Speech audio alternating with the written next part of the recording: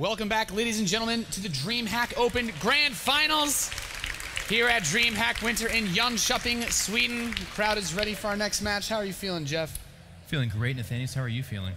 I'm feeling very well. This has been a fantastic day so far. We have another great series coming up here in the losers bracket. Of course, keep in mind, loser goes home. Who do we got coming up? I believe it is HerO doing battle with Polt. Classic PvT matchup. Polt, of course, tearing up the WCS HerO as well, the champion of WCS season, if I'm not mistaken. Here they are again, like you said, facing elimination, which is a strange place for these guys. HerO has been the two-time Dreamhack Winter champion, the only player to do that, and a third time would be absolutely bonkers, completely ludicrous. And he's going to have to climb over some gigantic hills. First of which, of course, is Polt in the short best of three. Not a nice place to be if you want to win. No, certainly not. Polt's had not really as strong a tournament performance as we've seen him make in some of those earlier WCS championships that he was able to take. We can see him here doing quite well in WCS America, where HerO also played, but rocky start to the tournament. Took some tough losses in his first group, made it out bottom two basically. Had to start off in the losers bracket, but he's still alive. Yep. And to your point earlier, HerO looking for that third Dreamhack Winter Championship. If you make it there, I mean, not only would he end up having to play his teammate Tasia, so we're guaranteed a Liquid player to at least have secured a third Dreamhack Winter title in a row, but a rematch of one of the previous championships that he had to win against his own teammate. Which would be absolutely ridiculous. A lot of times, I don't know. I always get really excited about that matchup, but then it ends up being a kind of a beatdown one way or the other. And one of HerO's championships was actually over Tasia. And I was there, and I was like, yes, I can't wait. Both these guys are playing so good. And then Tasia just completely rolled over, and it was actually a really bad final. So we'll see if it ends up being that way. But both these players are actually getting funneled in the direction of Patience and then MMA. So again, that's down the road. I guess we shouldn't look too much further beyond this. We have a lot of cliches in sports, and one of them is it doesn't matter how you start, it matters how you finish. So both these players, sure, they had a rocky tournament. Here we are in the loser bracket. Neither of these guys are Tasia, already pocketing at least that second place finish, which is a gigantic wad of tens of thousands of cash. But they're gonna fight. They're gonna fight for that. And with Patience coming up, I feel like both these guys, once again, despite just beating SOS, they have to feel fairly confident about that. MMA's had an amazing tournament, but he too, he's not, he's not like as scary as an Innovation, I would say. So this is a doable path for these guys. Of course, there's life sitting at the end of it, though. And you make a good point. Two more, I guess you could say, HerO, Polt, big favorites for the crowd, the people tuning in online, and the winner, as you said, going up against Patience, the unknown player who's been taking out a lot of these favorites. We had even JYP taking out a lot of favorite players. These Protoss guys starting to bring themselves up a little bit from the darkness, as you could say.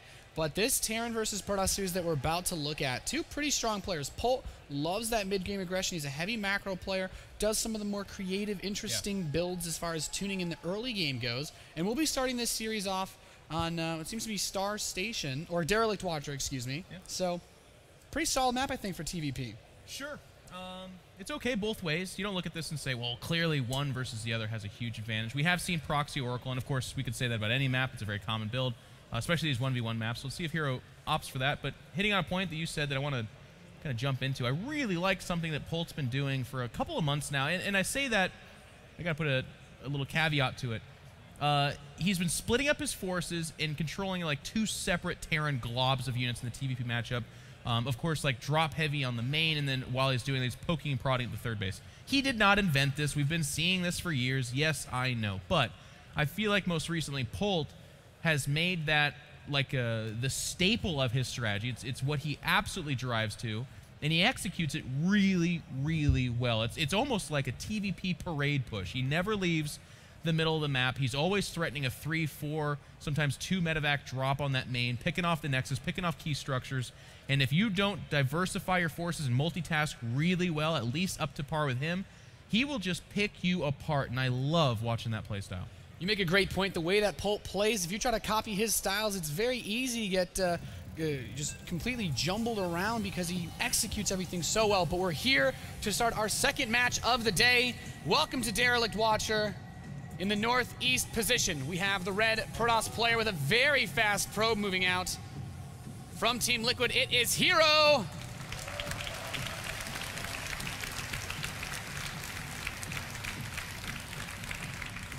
When everything's on the line, you gotta do some crazy stuff. He's up against this gentleman in the southwest.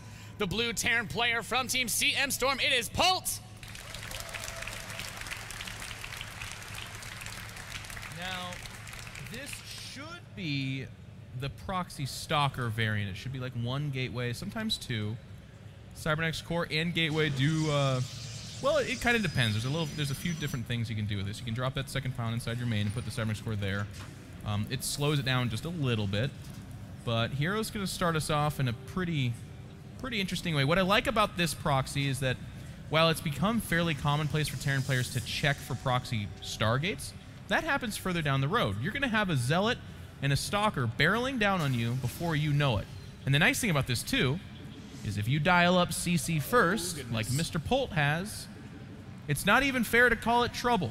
This is double trouble, Nathanius. You know, terrible movie. Going into these series, two strong players. Polt with this command center first could be jumping out onto the battlefield and, well, immediately stepping on a spear someone left behind, because this opening is so vulnerable to this type of early aggression, and especially with the fast Stalker, he can kite versus any type of SCVs that he pulls to try to hold this.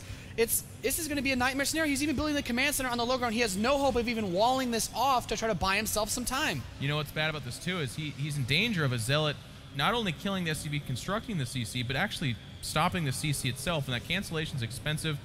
It throws a gigantic wrench into your build, and look at this. We're going to get a HerO scout here, sees this, and he is... You guys can't see it. We don't have a foot cam in these boosts, but he's toe-tapping right now. There's a banana grin on his face. He is super happy right now. This is an amazing start for him in terms of builder. And you know, you hear this term a lot, build, order, win. This is about as close as it gets to that. I don't know of a better Protoss build for what he's facing right now.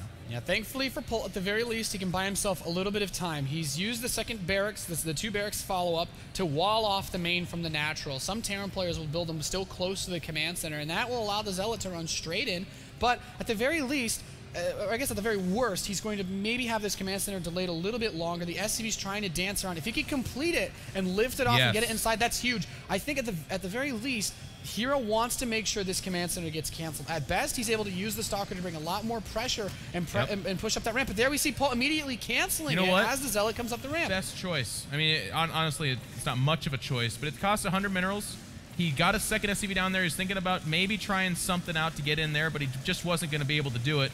He needs to repair this depot, and sending one SCV is not going to be enough. Okay, so there's three. Should be there and fine. The next big danger here, of course, is this Stalker, and by not building a bunker here, he's tempting fate a little bit.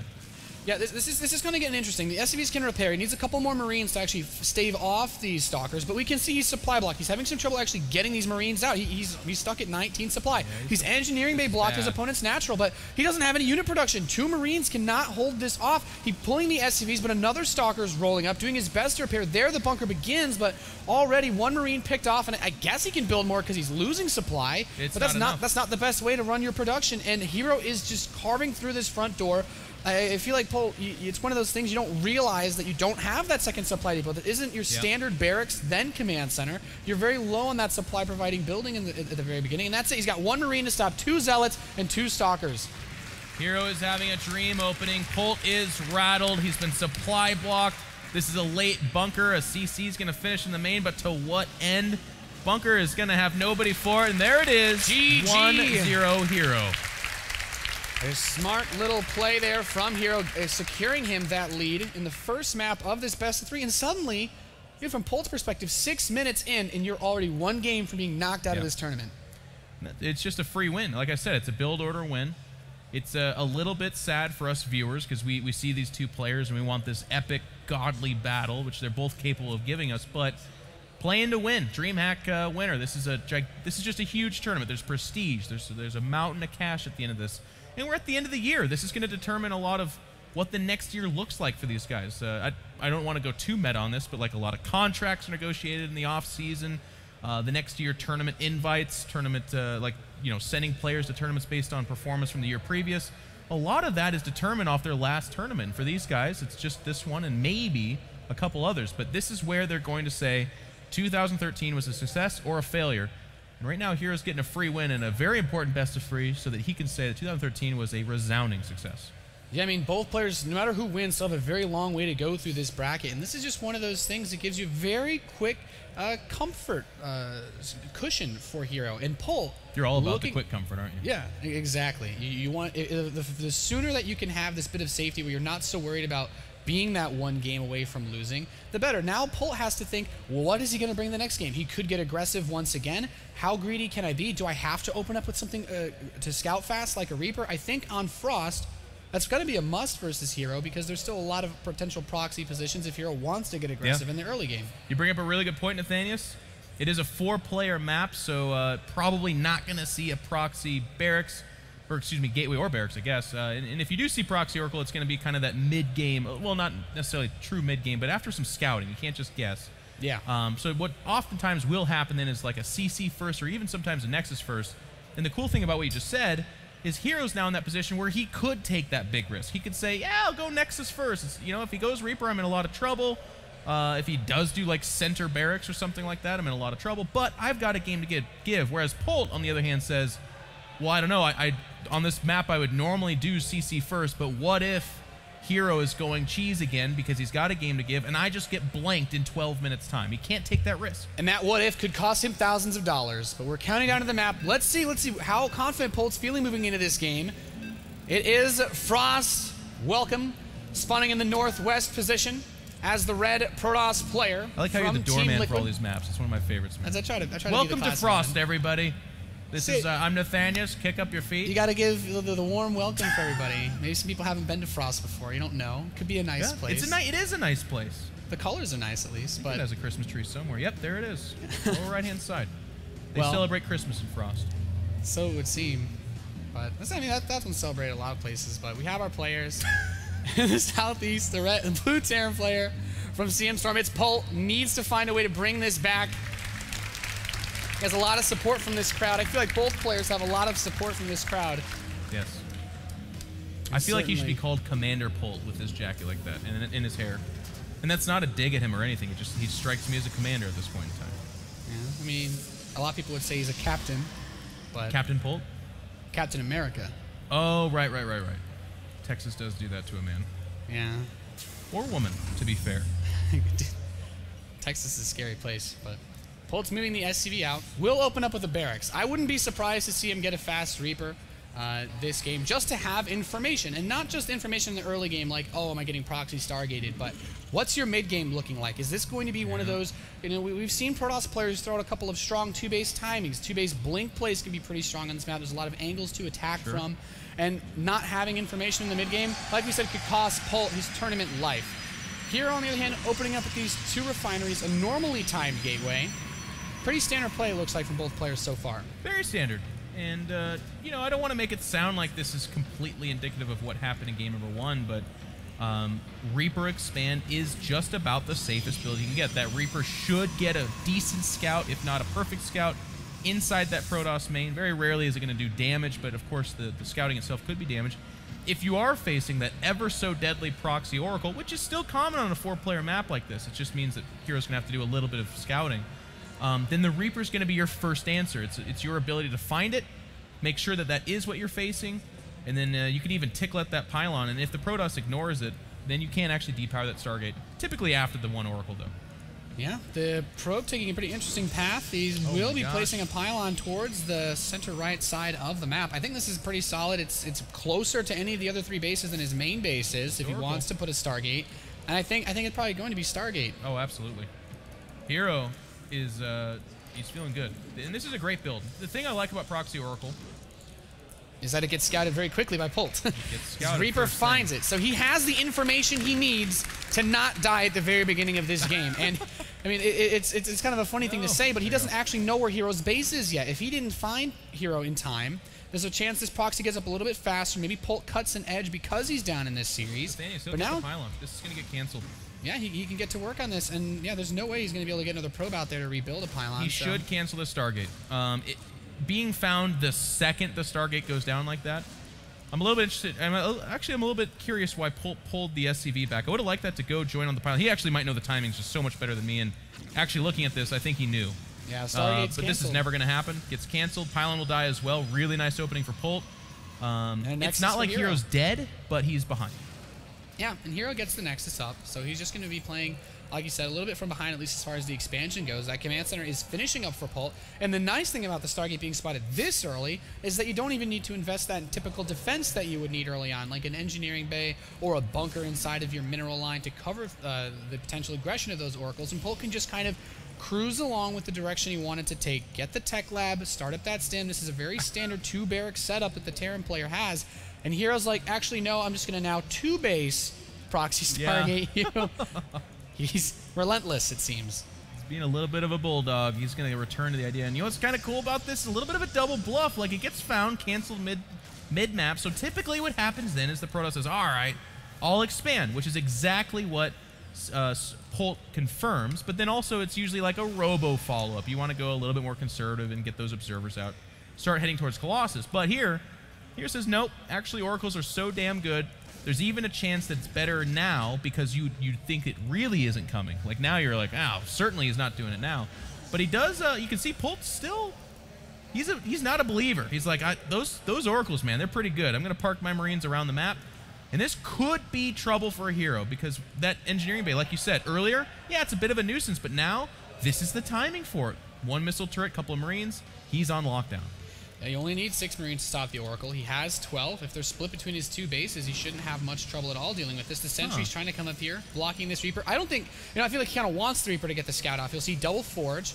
And anticipating the gas being invested in this, I think if this Oracle if he does do any damage with an Oracle, then the double Forge gives him a huge lead. And there the Oracle is on the production tab. So he's getting this out. Polt still has those Marines, as you said, those split between the natural and the main base. He's just now sending out a little bit of a force to move out. He's actually bringing the Marines out of his main base, too. That Oracle's getting very close to completion. No, it's going to... I'm actually a little bit disappointed. Polt scouts that base and sees a late double Forge. Like, by all rights, that's late. Nothing else. No Robo, no Twilight Council, no additional gateways. Yes, there's the expansion, but he has to know there's money somewhere else. But I say that, and he doesn't. There's no missile turret behind this. There's no stockpiling of Marines. This Oracle is going to have a field day, and it's going to be all about what Polt can do on the other side. But guess what? Photon Overcharge is narrowing in here. He's got a couple of sentries. HerO's sitting pretty. Yeah, and he just killed a hallucinated Oracle, and maybe even leaving him more off guard. Here it comes into the main base. What does Polt have? Nothing. Some Marines in the production tab. Not even these barracks producing. Oracle already with 6 kills. HerO is going to town. The Marines have that stim, but they actually were attacking the reactor during that period of time. And the SCVs, they're left their cornered in the base, cowering in fear. There's nothing they can do against this. This is a 15-plus kill Oracle going on 1670. Going to back away. Here we go with that aggression near the Nexus and Photon Overcharge. Not even any force fields. Deflected. HerO is in a commanding spot. 29 SCVs. A second Oracle pulls up here as well. It's going to do more damage versus 45 probes. Missile turret finally pushes them away from that natural. And the Oracles are going to back away, but... Well, I like Polt's reaction here. Actually, it's not a reaction. He did this a little bit before. But this fast third CC could be how he gets back into this. Because on the flip side... HerO's going to follow us up with a gateway timing aided by the Twilight Council. It's going to be what looks to be like Charge Lot Archon. And Polt's going to have what it takes to deal with that. Medivacs, lots of bio. That's very natural for him. You don't have to do things like you need Vikings against Colossus or something like that. So Polt could get back into this. This factory sees that hidden Stargate on the left side. The Oracles are still perusing the map. Missile turrets are finally going up in the main base. That third, as you said, is done. There's the Templar Archives. The potential for Charge Light Archon is here. Polt tried to bring some pressure while the Oracles hit him, but the Photon Overcharge with those sentries just made it too difficult for him to bring any type of counter pressure to the Protoss player. Now he's stepping up, trying to snipe a sentry, gets force fielded, and will pick up the Marines and Marauders. He's able to keep them alive for now. There's not enough energy for another overcharge, so he's just trying to abuse this very small period before charge completes, and he can kite these Zealots around, maybe do a little bit more damage. The Stalkers are being warped in and try to shove these Medivacs away so that he can't dance around quite as much. And as the Photon Cannons finish and these units approach, Polt will be forced to evacuate. Really nicely done by Polt, getting something out of nothing. Missile turrets, Marines kind of placed between his bases. So Polt is starting to clamber back into this, and Nathanius, I have to agree, if he's going to do it, it's going to be off of drops like that. Now, very importantly, I'm curious as to whether or not Polt kind of identified what he's facing. He saw a lot of Zealots, he saw a couple of sentries, but that could be for anything. You don't want to have a high stalker count at this point in time, no matter what. So no. I'm going to check just to make sure. And there's Storm on the production tab as well. So he sees the Templar Archives, by the way. He saw that when he evacuated out through the right side. So he knows. He knows what he's facing. Very important. He's focused. He's actually looking to spend his earlier gas, at least in this stage, towards the upgrades. Some custom shells on the way, second engineering bay, as well as the armory. Polt wants to stay, or at least not fall too far behind in upgrades, I should say, as that 2-2 is passing the halfway mark. The double forge is really going to start kicking in here. There we see the Archon being warped in. I think if you're going to go for the Storm with this and not straight into charge lot Archon, taking a third base isn't a bad idea. He's checked over there, placing a pylon, and he's just posturing himself on top of this ramp saying, yeah, I dare you to try to run up into this, because now that I have charge, with my upgrades about to complete and this Archon, I'll crush you if we have a head-on fight. HerO far and away has the stronger army, and then again, that's kind of a result from that early Oracle damage. 20-some-odd Harvesters killed. You can see now, though, the Harvester count has equalized, and that's largely due in part because of that very fast and aggressive third CC.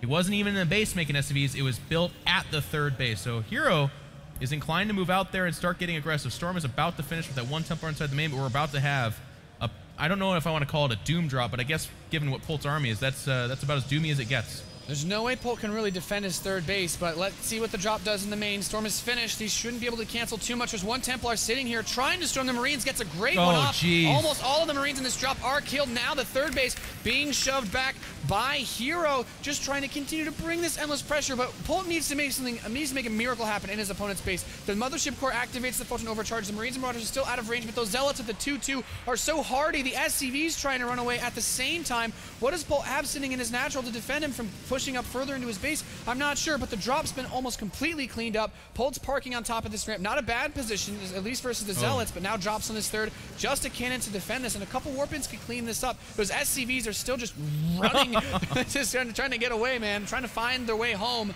across this field, but Polt's actually still hanging in there in terms of the supply. The Templar Archives was picked off, so it slows down at least the production of the Templar and the Archons. But he could actually come in and flank this the SCV train that's trying to make it back home. It seems towards the bottom of the map. There it is. They're not going to get back. There's no way home for these poor fellows. No, that's the that was the alternative Homeward Bound story, and it was a sad one. The dogs got eaten by a bear. Disney did not pick it up. It was gruesome, and nobody wants to see a Labrador die that way. But with this third getting saturated here from HerO and the routing of the third for Polt, you can say there's a nice little lead for HerO. Nathaniel, so that you broke it down quite nicely. I mean, the SCVs chased around. He saw with the Oracle that there was a lot of bio on the high ground there. He knew he couldn't crack that nut, so he said, okay, I'm fine with that. Back away. This is a little bit of an awkward engagement here. A little bit of a drop attempt by Polt, getting picked off by this roving band of hunters over here. But Polt needs to... I mean, here's the thing. Polt thrives on being out on the map, aggressive, challenging with drops, challenging with third base attempts, but he's not the stronger army right now. He's going to kite back here. This is a... looks like to be an okay fight, but man, those upgrades for HerO kicking some butt. Yeah, the move out from Polt, it's a bit of an anti-timing. His 2-2 is just maybe a half a minute away at this point, and I feel like if you want to win good trades versus this, it's almost luck for Polt at this point that the 3-3 was never started for HerO. He'll be even on the upgrades. He can trade so much better versus the Zealots with the Marine and Marauder composition, and still trying to bring some pressure, but now the Stargate game picked off. I have to say, this Ghost Academy pretty late, but no transition into Colossi coming in just yet. You know what? Look at that. The 3-3 of HerO has not been started. So with 2-2 finishing right now, as you had said earlier, Nathanius, the goal of Polt was just to kind of stay in the same ballpark as him in terms of upgrades, but he's going to equalize here. And if Polt hits his timings nicely, I mean, he doesn't have the money for it right now, but if he can find the money, he could even surpass him in upgrades, and that's a big deal in TVP. Yeah, the Protoss army, you know, it doesn't build up quite as quickly as the Terran Bio Ball, but it's designed to be cost-effective with those storms, with those higher upgrades, as we said. And Polt getting this means he can start bringing the pressure back towards HerO's side of the field. A storm hits some of those units, trying to shove him back. Polt keeps a lot of his bio alive. The medevac count's kind of decent. He needs to watch out for feedback, but the War Prism in the main base, 3 Zealots dropped in, warps in 5 more, and he's going for the production. There are some units back home for Polt to defend, but there's also the units moving into the third base. There's no missile turret from the first attack. The Oracle pressing him back, and now Polt just needs to watch his army in the main base. There's the storm. A lot of these medevacs, very low feedbacks, one of them. 2 more with barely any hit points. The War Prism attack has been stopped. but this prevents him from being reinforced. Quadruple drop, hitting that natural expansion, spreading the bio out. There's the Storms trying to stop this. Polt is hanging in there for dear life, but these Storms really softening up a lot of this force, but Polt's really starting to stretch here out. He's hitting the third base as well. So much bio dancing around. There's no more probes mining in the natural. The third base is under assault. There's not enough zealots here. Where does HerO go? He has back. He doesn't have enough. Suddenly Polt's up 70 supply. Where did this come from? The third Nexus sniped away. A Colossus comes out as well. Well, I'm late to the party. Range is going to complete, but Polt picks off the natural as well. He could even get the robotics facility, potentially even canceling the range upgrade. HerO might be revealed, actually. It looks like he's not going to go for the Nexus, but we might have a 19-minute reveal. The first Colossus, excuse me, is actually picked off, and those guys are evacuated out. Just all of a sudden, both players were everywhere. We had Oracles at thirds, Warpins in the main, and Polt's like, two can play at that game, friend. And all of a sudden, he's doom dropping the natural, poking at the third, running into the main. Both these players going ham, but Polt, the big winner there, enjoying a 60 supply advantage. It looks like he should lose. Well, I was going to say lose this fight, but where the hell did that come from? Polt needed to play very patiently before his +2-2 finish, and he has made it work so well. Kiting back versus these units, there's not enough. The Zealots don't have that upgrade advantage. They die very quickly to this stimmed bio ball with this many medevacs covering. There's a couple of Storms, but how much does he really need to actually stop this? There's more and more units starting to stream across the field. He's putting down Storms on sets of 3, 2 Marauders. The bios coming in from all directions. The third base, the natural, being rebuilt. Look at the income. HerO's barely pulling anything in, less than 1,000 minerals a minute. Polt's going over $2,000 at this point with his 3-base setup with those mules. And now he's just trying to posture himself for a big assault. Needs to be careful about taking too many Storms and overextending. But as the main base mines out for HerO, he's basically just waiting for these next side to replenish themselves. Yeah, and Polt's going to continue the game plan, man. Drop there, poke there. He's going to be all over at once. He has stabilized the 3-base economy like you talked about, and he's just trading Marine, Marauder, Medevac for extremely precious and expensive units like Archons, like Templar, like Colossus, and even Structures. Double drop going towards the main. Photon Overcharge activated, moves in towards the third as well. Has a lot of bio here. Some Storms softening this force up. The Templar are coming in, hitting the Marauders. Not really the best Storms. He's still behind, back by the Forges. Archon taking some damage in the main base. He's going to continue to press through. This Nexus is under fire once again. Polt has more and more reinforcements moving across the field. Tons of bio. The main base force is attacking the Nexus. The third is dead, and Polt ties the series against HerO. HerO says, no more, please.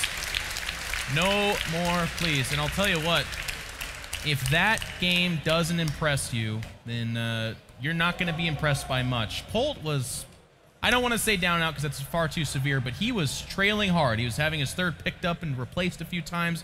He was huddling in the corner inside his natural because HerO was lower. And then it was like literally 2.5 minutes later, he's up 70 supply. This guy, his multitask, his harass, it is absolutely phenomenal. And I love that we talked about this before. We said Polt does this. This is what he does. He's not going to come out with some gimmicky, like, cloaked Banshee openings. He's not relying on any kind of trump card or anything like that. He's just going to say, hey, mid-game, bring your A-game. Because if you don't bring your A-game, I'm going to stuff you, man. You're going down. Yeah, it was a cool back and forth, to just be perfectly honest. The way that he opened up at the proxy Stargate, got scouted very quickly, went for a later proxy Stargate, and still did damage with the Oracles. He picked off a lot of SCVs. Yeah, we saw 20+ Harvesters killed. Yeah, exactly, in the first 10 minutes, and that's a huge deal. But Polt, he may be even harder to kill than Tasia sometimes when he's behind. Sure. And that's what he needs to bring this back. We're tied 1-1. This is it. Acheron Wastes is the deciding map for which one of these players gets eliminated and who moves on here at day 3. Yeah, and what a treat. Some of these series have been a little bit uneventful and kind of, it's like not living up to the name of these players. Today we had a really nice Patience upset 2-0 over SOS. Both the games were really fun. Pretty short, but that's PvP. But very cool. And then here we are. HerO dominating game number 1 with a build order win. Kind of uneventful. Game number 2. I thought HerO was about to sweep Polt. We were like, goodbye, Polt. Get out of Sweden. Go back to America with you. We're done. But Polt refused to die. That's the kind of stuff that makes StarCraft 2 a beautiful freaking game to play, man. Yes, it is. And watch. There's almost always a way to squeeze an edge out somewhere, but we're here on Acheron Wastes. It's time to see who advances and who goes home. Welcome them, please. Spawning. Welcome them to Acheron Wastes. All right, welcome to Acheron Wastes. Your hosts, Jeff and Nathan. Yes. Spawning in the bottom right position as the red Protoss player from Team Liquid, it is HerO.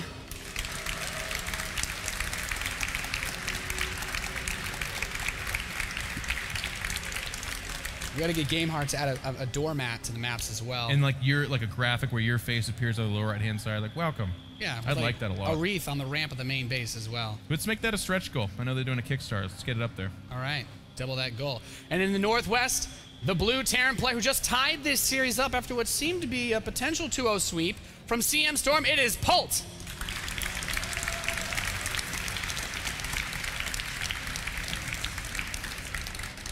It would appear to be the beginnings of a... Well, actually, no. We'll hold on for a minute here. If Polt's going to do CC first or not. Kind of doubt it. 1v1 map here at Eklund Waste. Pretty classic. We've seen a lot of PvT here. This is a map where we could see... I mean, it's weird to say the map like this, because to be honest, again, I did describe exactly what Polt was going to do before he played, and that's because this has been his MO as a killer in the scene. He does this every single TVP. He's not a big SCV shover. He's not...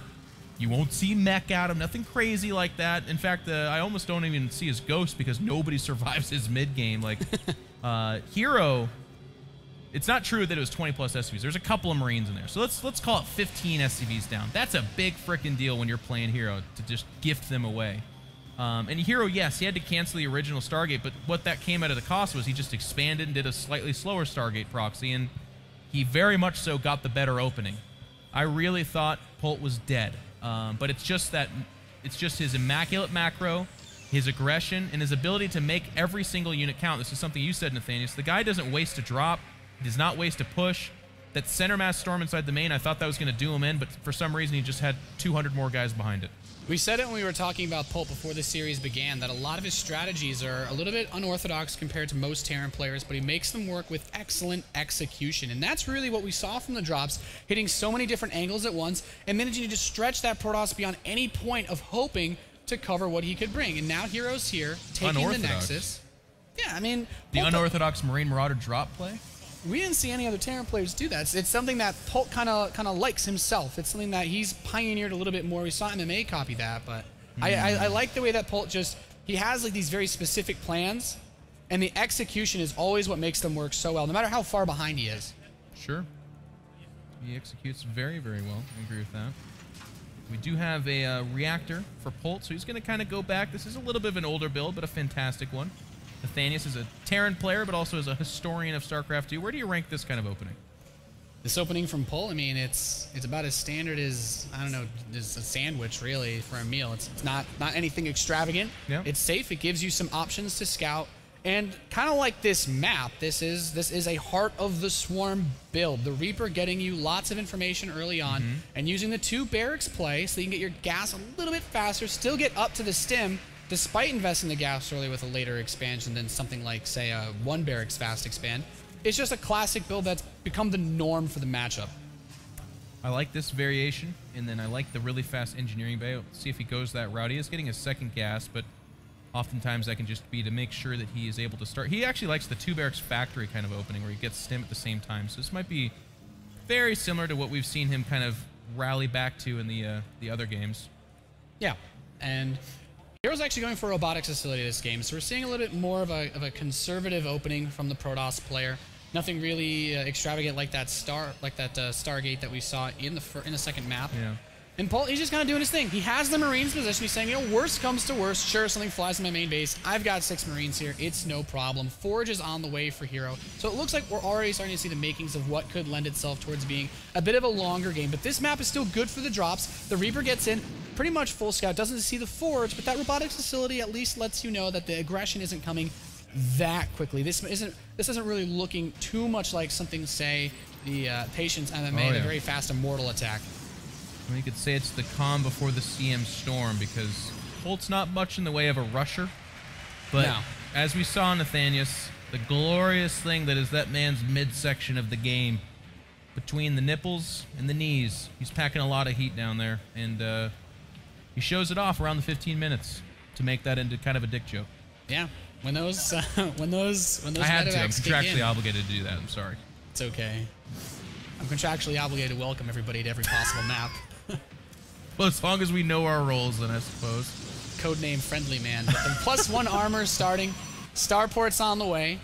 And Stim is coming through. This is really really standard. Polt scans and he sees, okay, he took gas, so it's you're still looking to get some sort of further tech than just a robotics facility. You can almost assume, okay, robotics bay. If he saw something like Double Forge, there's a potential that it's just maybe a fake Colossus or even just a straight rush to Storm like some players like SOS would do. Sure. Which didn't really work too well versus Tasia, another player that we've seen use a lot of drop play to keep themselves in the game against Protoss. So I'm wondering where Polt exactly wants to take this. There's the Twilight Council, and I still feel like this is a good map for the drops. Well, of course, yeah. That's something that should have talked about a little bit more earlier on, is that this is one of those maps kind of like, and bear with me for the comparison for a moment here, kind of like a Whirlwind where, yes, if you take this third that's behind the Destructible Rocks, in fact, a lot of times they'll take the one that's kind of at the top of the natural or base of the natural if you're Polt for this very reason. But if you take that base, they can attack into it, things turn sour, pick up, and go and drop inside your main, just like on Whirlwind. Not nearly as bad, but, you know, similar. So that's where drops become very powerful here. But a lot of times people, like I said, will circumvent that by just taking this, I mean, still droppable base, but once you drop that, if the defenses come in, you have to pick up and leave. You don't oftentimes go into the natural because that pathway is much easier to counterattack. And, you know, we've actually discussed this in prior games of Protoss vs. Terran, this early blink from HerO. Well, he is going for Colossi. It's not necessarily a commitment to Blink Stalker Colossus attack, but it gives him the flexibility to jump between these three bases if he builds that third in the pocket base, as you'd mentioned, to defend pretty easily. He can move between the bases without too much trouble. As Polt's now here, he has Stim, he has Medevacs, and this is where he starts to really ramp up the aggression. He has a third command center on the way behind this, so he's just trying to see what he can make of this mid game. Really like the defense from HerO, excuse me. Not really. It was a bit of a dicey situation, kinda. He did use the Photon Overcharge, I think, a little bit too fast, and what he's saying by that is, hey, it's game 3. I've got one game. I mean, you know, winner of this just is out of here, so I don't really want to risk it. Command Center taking some really heavy fire, does manage to force the cancel. That Warp Prism being already a little bit effective for the Liquid Protoss player. Arguably. It was a cancel, so it cost him 100 minerals. It was just immediately placed, so it's not like it's delayed that much, and it cost him 3 Zealots. Not quite the same as actually picking it off or something like that, but the nice thing about this is the continuation. Polt now knows there's a Warp Prism out there, and HerO has no problem warping in 5, 6, 7 Zealots or what have you inside of your main base while you're out in the middle of the map. And Polt is a player that is at home in the middle of the map. He does not want to be back at home defending, sitting behind bunkers and missile turrets. That's not his style. That's not what he does. So this Warp Prism is HerO's way of checking back that aggression and saying, if you do that, there's a chance it'll come at a cost. Yeah, the Observer sees the Force is still parked at that third base, by the way, and we can see that Polt, as he wants to get aggressive, you need to cover your sides. So the Vikings are patrolling towards the northeast area of the map. That Warp Prism is basically sitting right outside of that no-fly zone, and Polt's factory is just trying to see where this army's moving itself. He has a Marine on both potential third bases, so he'll know exactly when and where HerO decides to take this third base. And HerO's doing that kind of, you know, that classic build, 6 gates, 1 row of a 2 base. I wouldn't be surprised to, in a few moments here, even see Templar Archives. He's actually going to go for the third Colossus. Some Protoss this day and age have stopped at 2 and gone Templar Archive, then going for the third. The Warp Prism is going to move out. It's going to be found by this Viking immediately, and that's a completed natural at this point in time, so the Zealots can do some light harassment. It's going to come at the cost of the Warp Prism, and probably, well, not even probably, there's 3 Zealots for sure. Yep. At the same time, the rocks being broken down for HerO, just trying to lock that third base in. Factory is aware of this. Polt brings some of these forces forward. Nothing doing just yet. Extended Thermal Lance is about to complete, and we actually have this third Colossus, so this is a pretty, starting to get a bit more of a powerful army for the Protoss, but the 2-2 is beginning, and the armory is completing for Polt, so he could actually end up staying on par, a little bit even, maybe barely behind as he's starting the 2-2 a little bit after his opponent, but the Templar Archives, as you mentioned, is also coming in, so it's starting to get towards that more late mid-game stage where we see the 2-2 upgrades become a big part of this, and then the last game, they were almost the game winners for Polt entirely. I'm getting a little bit worried. I might be eating my words once again with a delicious spoon of bad. I had talked about how Polt is not much in the way of like an SCV polar, but unless we see a Ghost Academy and a 4th CC anytime soon, I feel like the next move for this guy sitting on 8 barracks is to literally just grab half his SCVs and go for it. He's going to hit the 2-2 variant of this in terms of upgrades. Really good upgrades. Should be at least on par with the Protoss. Very rarely is it behind, and sometimes it's ahead. But with the amount of Vikings he has, there's absolutely nothing HerO can do off of 3 base to stop them from killing his Colossus, short of landing some severely amazing storms. Like if these guys all bunch up and take 2 storms to the teeth, yeah, okay, that could end up being what kills all the Vikings, but more than likely, the Vikings will get the job done. Actually, nice little observer here spotting this movement. Maybe saw the medevacs too. Yeah, very nice. I think you might have seen the medevacs load up on the left side, but 3 of them are headed towards either that third of the main base. Of course, like you said earlier, it's very easy to jump around. And the Raven, it's pretty nice picking off the observers. You can use it for point defense drone to keep your Vikings alive versus the Stalkers. Of course, it's a huge feedback target and doesn't have much in the way of utility after the energy is spended. But here's the medevacs, and this is Polt trying to jockey for that positioning. Yeah. Once again, blasting the rocks away towards the third base. If he hits the main at the same time, it's going to become very difficult for HerO to defend. His storm is not done yet. It's still about 20 seconds away. HerO's observer spotted this, but he just must have not noticed because Polt is poking and prodding. Smother's Core could be the first victim. Time Warp does get established there in that key spot at the chokehold, but inside the main he's taking tremendous damage. The first Forge does die. The second upgrade finishes here, though, so that it's not going to be as bad, as I suppose, as it could have been. And it looks like he might save the... No, he doesn't have enough. The Nexus will die as well. And inside that third, we have a major fight. The Vikings trying to do what they can against the Colossus. I think this is where HerO will say that's a win, but inside the main, it's a loss. Nexus and Forge die.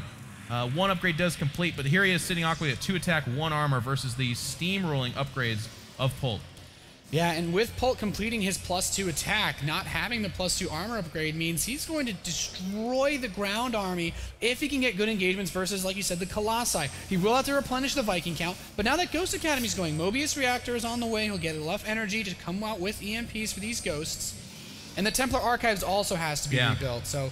Aside from that and the very late upgrades from the killed Forge, I'd say this is a pretty nice trade for Polt as he takes his 4th base. Well, pretty nice. I mean, I think it's glorious. I was really worried that he was going to go with that just kind of all or nothing SCV pull play.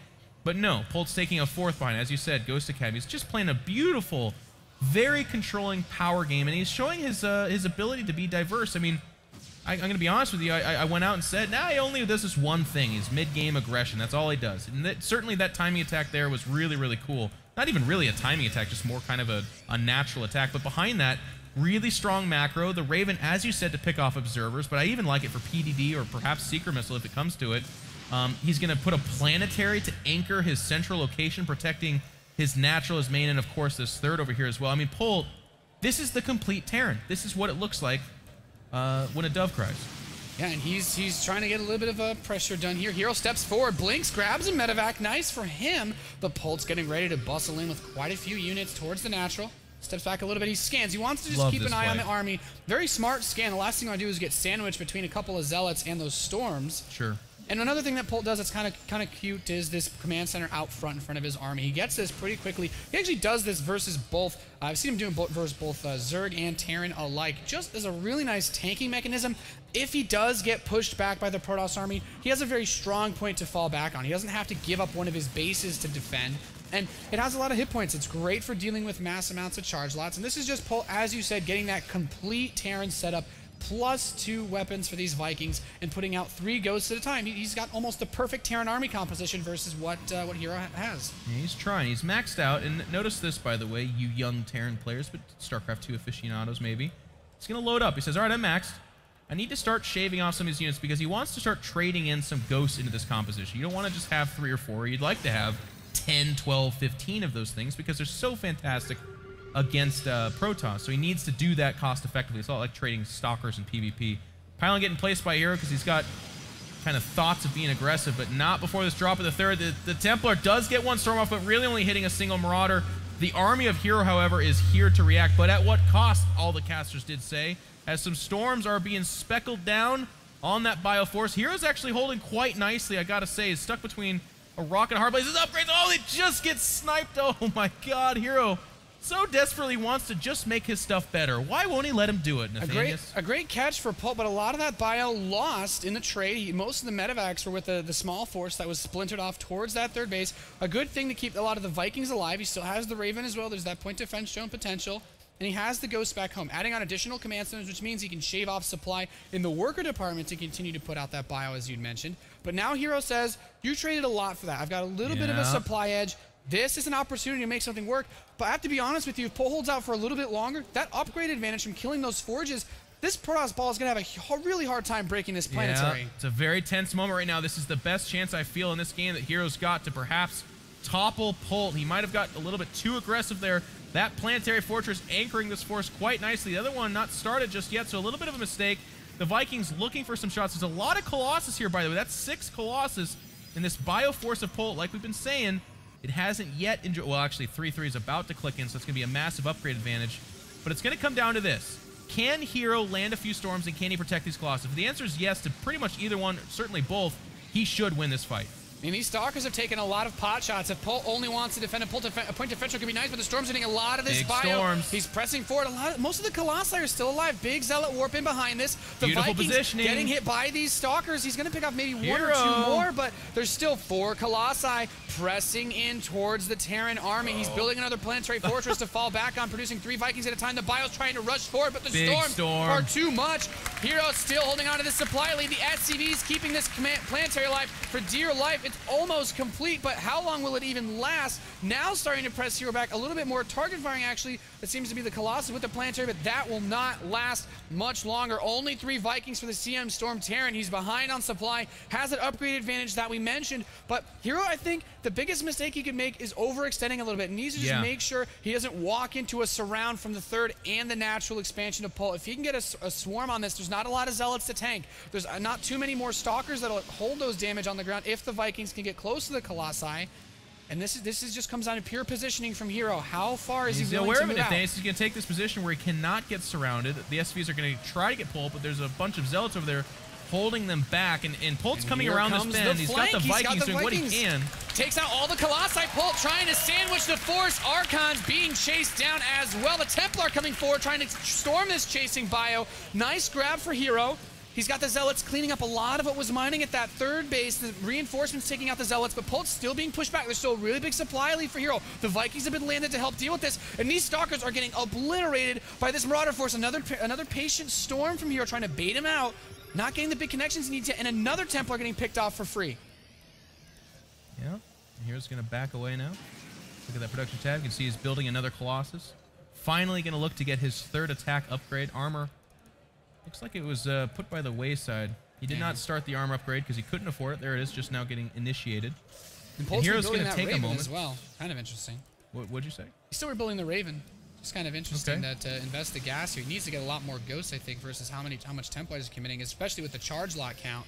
Those ghosts, the extra damage to do versus light, very useful versus compositions like this. But I still feel Polt has a very complete setup. He's got a lot of command centers he can use to mule up this 4th base. I do think soon enough, a 5th base is going to become a big point of contention for the Terran player, though. HerO, in his own regard, hasn't gotten a 5th base either. Still a couple DTs trickling around the map, though. Yeah, Polt's going to try to reestablish his vision on these towers. You can see him committing to that right now. Trying to key in on whether or not HerO is up at that 5 or 6 base. What's going on behind that? He did a lot of economic damage to that attack. I mean, we talked about how the big danger there for Polt was how much of his bio he sacrificed to do that damage. He has endured. Supply-wise, Polt has once again pulled up by 20, but it's about normal for that.